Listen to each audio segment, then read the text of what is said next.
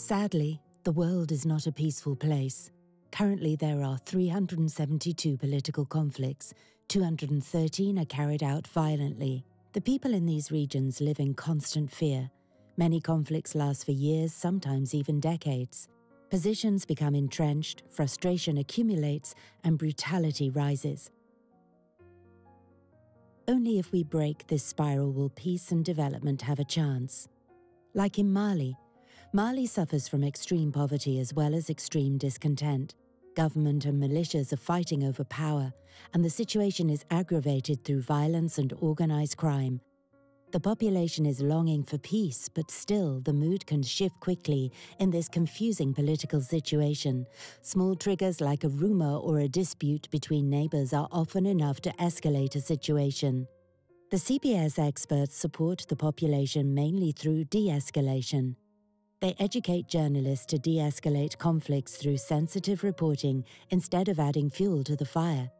They train negotiators helping their communities to solve conflicts peacefully. And above all, they work with children and adolescents because it's them who wish for a different future.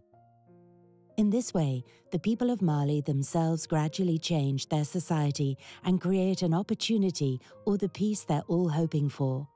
300 CPS experts are currently deployed worldwide. In 42 countries, they support people in their efforts to establish dialogue, human rights and peace. Like in Lebanon, the small country took in over 1 million refugees during the Syrian war, equal to a quarter of their entire population. This causes conflicts, especially in poor regions. Power, water, infrastructure, many things that were already scarce now have to be shared among people. The initial cooperativeness is now turning into hostility, but a waste recycling project in the small town of Bar Elias manages to bring the refugees and locals together with the support of the CPS. They get to know each other at work, reduce prejudice, and through the revenue from recycling, they all improve their economic situation. Sometimes it is the seemingly trivial things that show it is people who make peace. It cannot be enforced through violence. The Civil Peace Service cannot stop every violent conflict in the world, but it can pave the way for societies towards lasting peace and development. For instance, over 20 years have passed since the end of the Civil War in Guatemala, but the gruesome massacres and violent crimes that mostly affected the native population have left behind a traumatized society.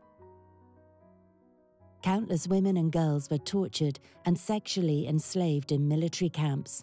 Most of these crimes remain unpunished and the topic is a public taboo.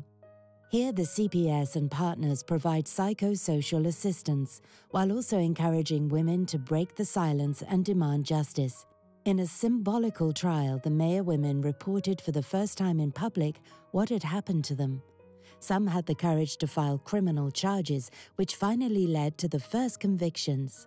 Even after all those years, this was an important step towards preventing such atrocities in the future. These examples show that no conflict is like the other, which is why the projects of the CPS are so varied. But our 600 projects of the past 20 years have one thing in common: the understanding that peace is achievable.